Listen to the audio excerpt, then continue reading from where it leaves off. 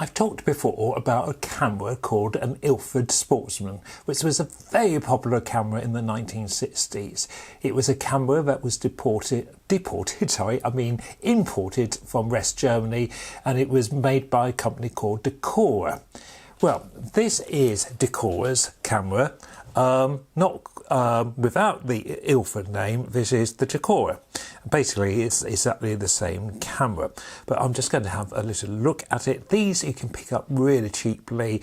The Ilford, you see an awful lot. I've used the Ilford not with a great deal of success, so I wasn't sure about using this. But spoiler alert now, it did work, and it wasn't bad. It's a very manual camera. We open it here, so that he's struggling.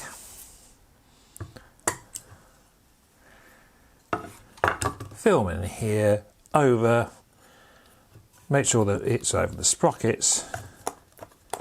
Make sure you've set the counter. I think this one, from my memory, counts down. So you need to set it at, let's say, 24 if you've got a 24 film, and it will count down. Or if you've got 36, you set it at 36, or the red indicator here. As I said, it's a completely manual camera. So you've got shutter speeds from B to 1/250th of a second. I've got it on 125 here. I have recently done a whole video on the Sunny 16 rule, which I hope makes sense, because obviously this hasn't got a meter. So when I was using it, I was using the Sunny 16, which means if it's really sunny, I put it on 16. If it's a bit cloudy, F11. If it's a bit more cloudy, F8. But I will explain the Sunny 16 rule in detail in a video. As I said, I've been making it, but I haven't actually published it yet, but I will do shortly. Focusing is here, and it's interesting. This is in meters, where the Ilford was actually in feet. And again, you either use a rangefinder, which you could pop a little accessory rangefinder here, or you do a guesstimate. I normally imagine a meter rule, and how many meter rules I've got between the camera and the subject. So, shutter speed, aperture, focus, click, right on, click, right on.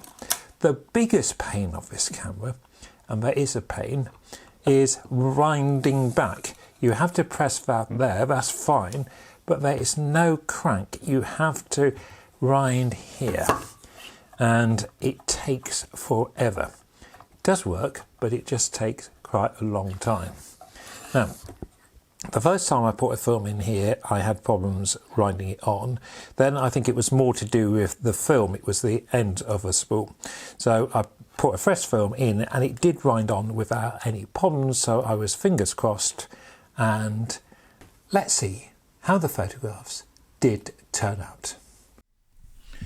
The first photo is taken in my living room, and it's absolutely fine. It's in focus, the exposure is fine, so things are looking quite good for this Dacora.